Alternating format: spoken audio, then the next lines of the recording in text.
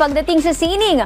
Walang tama o mali. Kanya-kanya tayo ng estilo at paraan para ipakita at isabuhay ang ating pagkamalikhain. Ang susunod po nating bisita na dating OFW ay gumagawa ng obra gamit ang denim, mga lumang short, pantalon, jacket, at kahit ano pa man yan na basta gawa sa denim ay kaya niyang gawing masterpiece. Kilala natin ang visual artist na si Christopher Adriano Santiago dito po sa ating studio. Good morning po, Sir Christopher. Welcome po sa Rise and Shine Good morning po. Pilipinas. Good morning po. Ayun, Sir Christopher. Kaya din niyo po ba unang napansin na parang, ay, mahilig pala ako sa sining Mahilig pala ako mag-paint-paint. Kailan po ba ito? Grade 3 pa lang ako, Grade 3 elementary. pa lang. Yung drawing po. Drawings. Nagsimula po kayo sa mga drawing. Tapos, eventually, ano pong mga sumunod na ginawa niyo pong obra? Yun na po, nag-painting na po ako. Nag-start na po akong nag-painting ng 2009. Ito Ito yung mga naman. sample ni Sir, no? Tingnan Ito, denim to. Ito yung mga bago.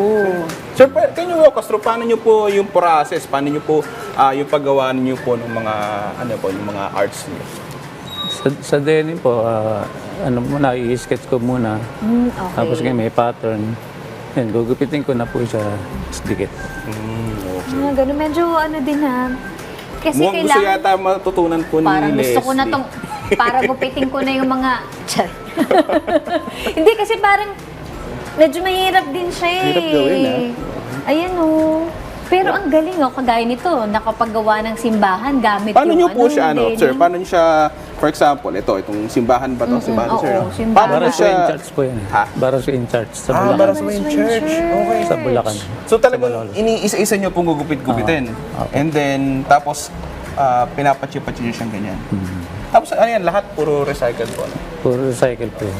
Ang galing naman. O, isa ding way to para recycle din ng materials. Anyway, napakadetalyado po ng mga gawa ninyo. Gaano katagal naman pong gawin ng isang malaking denim art? At paano po napapanatili po yung consistency nito?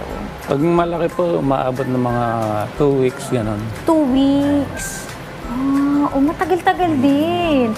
Pero yung mga sketch nyo, anong pong, kunyari, inspirasyon nyo po sa paggawa ng mga ganito? Paano po kayo nakaka-come up with an idea? Pagka bigla na lang papasok bigla? sa isip ko. Minsan, mauupo muna ako sa harap ng canvas, tapos Talaga? mag-iisip muna ako. Tapos alam nyo na.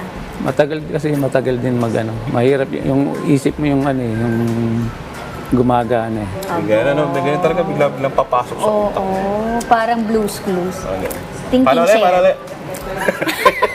Pero sir, magkano po yung ganito? For example, itong malaking Malaki. po, yung per sizes po ba? Yung, Opo.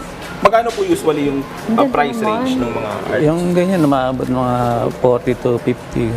40 to 42 50,000. pesos po? Hindi, Oh, joke lang. hindi! Grabe ka naman! joke lang. Okay. Sige sir, ano po siguro na lang yung mensahe niyo po sa mga enthusiasts tsaka doon sa mga katulad po ninyo mga artists? Lang natin yung kung ano yung gusto natin, yung hilig natin, tapos yung samahan po natin ng sipag. Kasi po minsan yung tinatamad tayo o kaya walang sumusuporta sa atin, wala sa mood. Kailangan ipurso po natin yung gusto natin gawin para sa atin din naman po 'yan. Oo. So magpatuloy lang. Basta pag may pangarap ka, ipagpatuloy mo lang. Huwag daw tatamad-tamad, di ba? Oo. Ayan na. Thank you so much po, Christopher. At dahil super inspiring ang inyong talent and success sa napili mong art medium.